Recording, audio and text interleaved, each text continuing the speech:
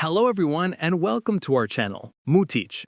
It's wonderful to have you here as we embark on a clear and visual journey through the fascinating world of carbohydrate metabolism.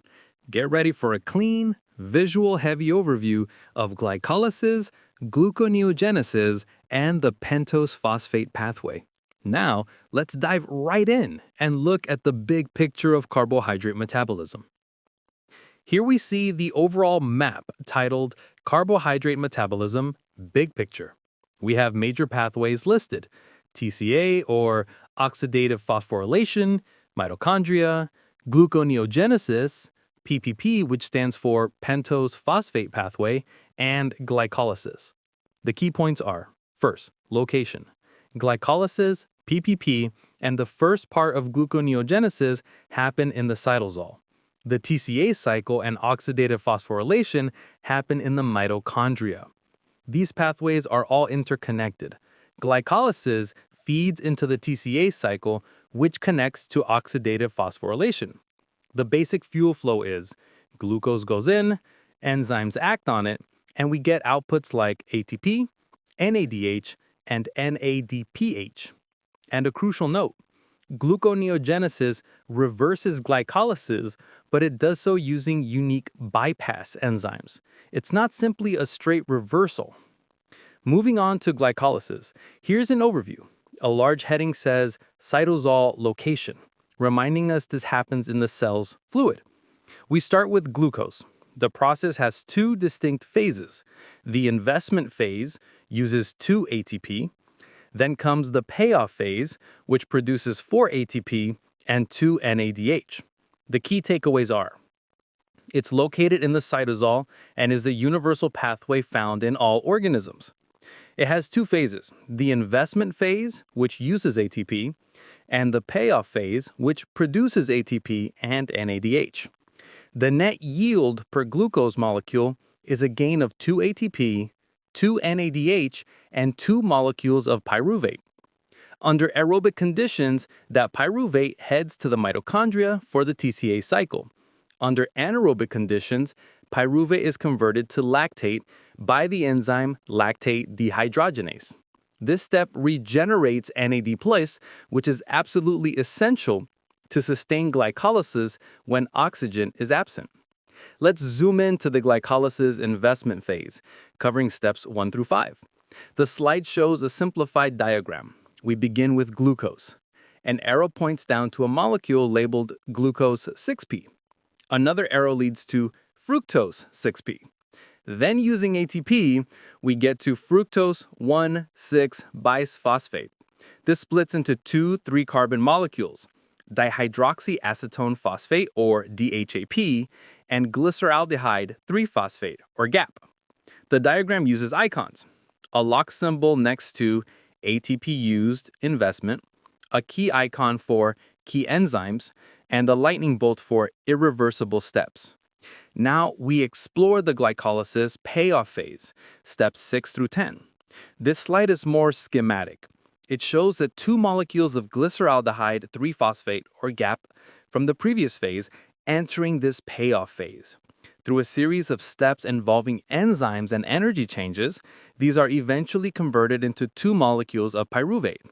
The visual emphasizes the synchronization of steps, since we are now following 2 identical 3-carbon chains. The final output of this phase is highlighted. Let's summarize the energy and redox balance of glycolysis.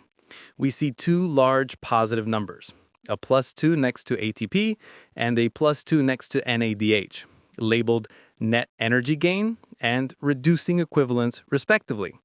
The detailed points are: we get a net of +2 ATP per glucose because the payoff phase produces 4 ATP, but the investment phase used 2 ATP. For redox balance, +2 NADH is generated during the oxidation step catalyzed by the enzyme GAPDH.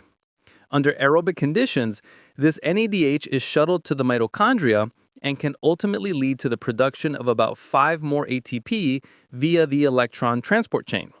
Under anaerobic conditions, pyruvate is converted to lactate by the enzyme lactate dehydrogenase. This step regenerates NAD+, which is absolutely essential to sustain glycolysis when oxygen is absent. How is this process controlled? This slide covers glycolysis regulation. It highlights three key regulatory enzymes. First, hexokinase and glucokinase, which are inhibited by their product glucose 6P. Second, phosphofructokinase 1, or PFK1, which is inhibited by ATP and citrate, but activated by AMP and fructose 2,6 bisphosphate. Third, pyruvate kinase, which is activated by fructose 1,6 bisphosphate, but inhibited by ATP and alanine. The numbered summary from MooTechie explains: 1. PFK1 is the master regulator sensitive to ATP, citrate, AMP, and F26BP. 2. Hexokinase experiences product inhibition by G6P, while glucokinase in the liver helps set the blood glucose level. 3. Pyruvate kinase has feed-forward activation by F16BP and is also controlled by hormones via phosphorylation. 4. The overall pathway senses the cell's energy charge. High ATP slows it down, while low ATP accelerates it. Now, let's shift gears and look at the process of making new glucose in gluconeogenesis. Overview. The slide is divided. On the left, a large liver label indicates it does about 90% of this work, involving the mitochondria, cytosol, and the endoplasmic reticulum for the final step with glucose 6-phosphatase. On the right, kidney handles about 10%, especially during prolonged fasting, and uses the same compartments. The substrate sources are listed: lactate from muscles, glycerol from fats, and amino acids from proteins. It's an energy-intensive process, costing 4 ATP, 2 GTP, and 2 NADH per glucose molecule made, and it requires movement between cellular compartments: mitochondria, cytosol, and the endoplasmic reticulum. Here are the gluconeogenesis key bypass reactions. Since you can't just run glycolysis in reverse, 4 special enzymes create detours. Reaction 1. Pyruvate is converted to oxaloacetate by the mitochondrial enzyme pyruvate carboxylase. This requires ATP and a cofactor called biotin. Reaction 2. Oxaloacetate is converted to phosphoenolpyruvate, or PEP, by PEP carboxykinase, which uses GTP. Reaction 3. Fructose 1,6 bisphosphate is converted to fructose 6-phosphate by fructose 1,6 bisphosphatase. This is a simple hydrolysis, releasing a phosphate. Reaction 4. Finally, glucose 6-phosphate is converted to free glucose by glucose 6-phosphatase in the endoplasmic reticulum, another hydrolysis step. The slide organizes this as pyruvate carboxylase, PECPK, FBPase1, and G6PASE, along with their energy costs and cofactors. The slide titled Gluconeogenesis Pathway Flow shows a simple diagram tracing this process. Lactate from muscle travels to the liver. In the liver cell, lactate is converted to pyruvate. This pyruvate then enters the gluconeogenesis pathway we just described, moving through the cytosol and organelles, ultimately resulting in new glucose molecules. This newly made glucose is then released back into the bloodstream to fuel other tissues. Next, we examine gluconeogenesis regulation. The visual shows a balance. On one side, the hormone glucagon points towards activation of the key enzymes: pyruvate carboxylase, FBPase1, and G6-PASE. On the other side, insulin points towards inhibition. Important allosteric regulators are also shown. Acetyl-CoA activates pyruvate carboxylase, while fructose 2,6 bisphosphate and AMP inhibit FBPase1. There is reciprocal control with glycolysis. When one pathway is active, the other is turned down to prevent a futile cycle of making and breaking down glucose simultaneously. Now let's explore the Pentose Phosphate Pathway, or PPP, starting with an overview. The diagram shows glucose 6-phosphate at a branch point. One branch goes into the oxidative phase, which is irreversible and involves the enzymes G6PD and 6-PGD. This phase produces 2-NADPH. The other branch is the non-oxidative phase, which is reversible and involves enzymes like transketolase and transaldolase. This phase produces ribose 5-phosphate. The key points are, the main purposes are to produce NADPH for reducing power and ribose 5-P for nucleotide building blocks. It does not directly produce ATP. It has two phases, an irreversible oxidative phase and a reversible non-oxidative phase. It occurs in the cytosol and is highly active in red blood cells, liver, and adrenal glands. The cell can split its flow based on whether it needs more NADPH or more ribose sugars. Delving into the PTP oxidative phase for NADPH generation. The slide depicts the chemical structures. It starts with glucose 6-phosphate. The enzyme glucose 6-PDH dehydrogenase acts on it, producing 6-phosphogluconolactone and reducing NADP+ to NADPH. This lactone intermediate is then converted to 6-phosphogluconate. The next enzyme, 6-phosphogluconate dehydrogenase, acts, releasing a carbon dioxide molecule and producing ribulose 5-phosphate while generating a second NADPH. A crucial note on the slide says that high levels of NADPH inhibit G6PD, providing feedback regulation. This oxidative phase is irreversible. Now for the PPP non-oxidative phase, which is all about sugar reshuffling. It starts with ribulose 5-phosphate. An isomerase can convert it to ribose 5-phosphate, which is used for nucleotides. An epimerase converts it to xylulose 5-phosphate. Through a series of reversible reactions catalyzed by transketolase and transaldolase, these 5-carbon sugars, like xylulose 5-P and ribose 5-P, and 7-carbon sugars like cetoheptulose 7-P, and 4-carbon sugars like erythrose 4-P are interconverted. The magic is that these reactions ultimately regenerate glycolytic intermediates, fructose 6-phosphate and glyceraldehyde 3-phosphate.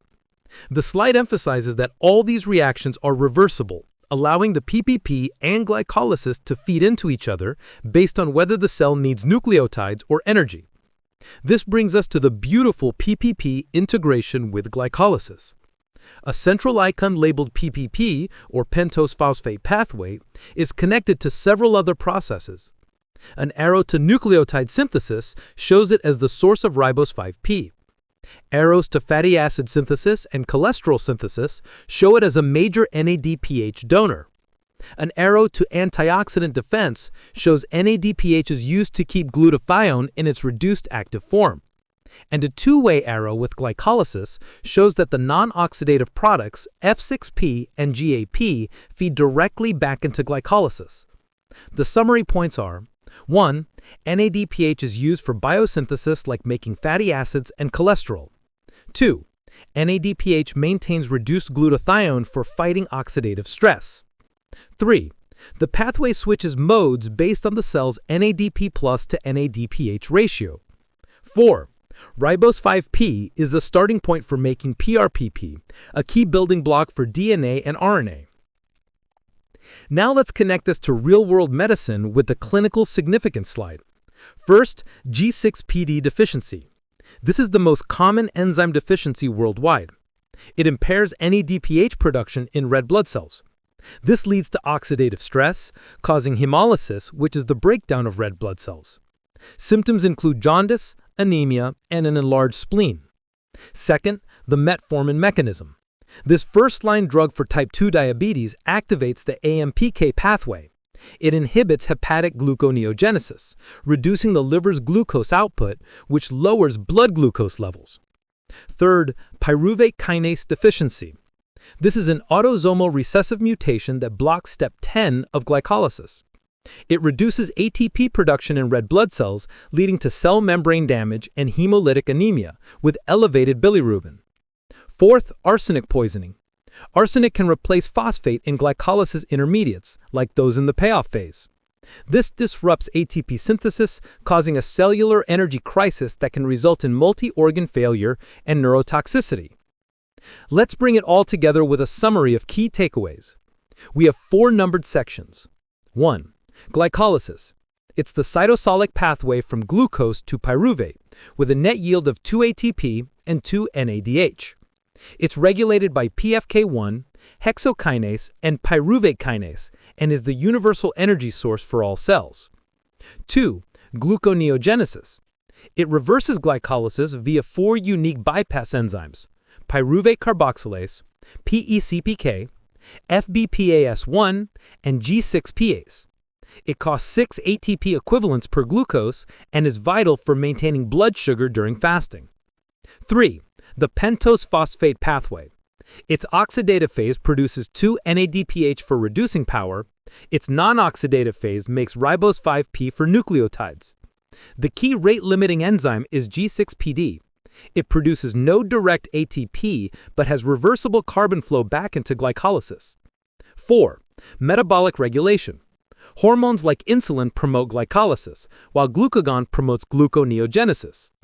Allosteric regulators like ATP, AMP, F26BP, and acetyl-CoA fine-tune these pathways.